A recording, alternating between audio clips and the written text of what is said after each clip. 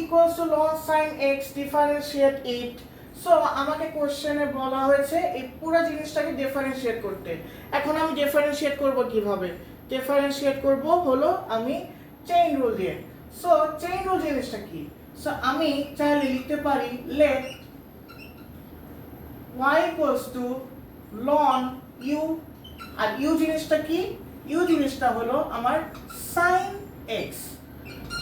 এখন আমি আগে এই সাইডটাকে ডিফারেন্সিয়েট করব। So dy by du equals to 1 by sorry হ্যাঁ ঠিকই আছে,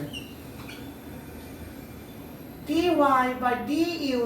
সো dy by du কে যদি আমি ডিফারেন্সিয়েট করি তাহলে কি আসবে? 1 by u। আচ্ছা এই সাইডটা আমার গেল। সো u এখন du by dx, x এর রেসপেক্টে ডিফারেন্সিয়েট করলে তাহলে কি আসে? sin x কে cos x, সিম্পল।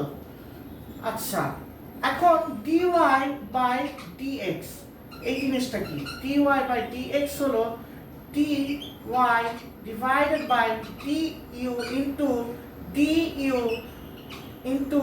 dx।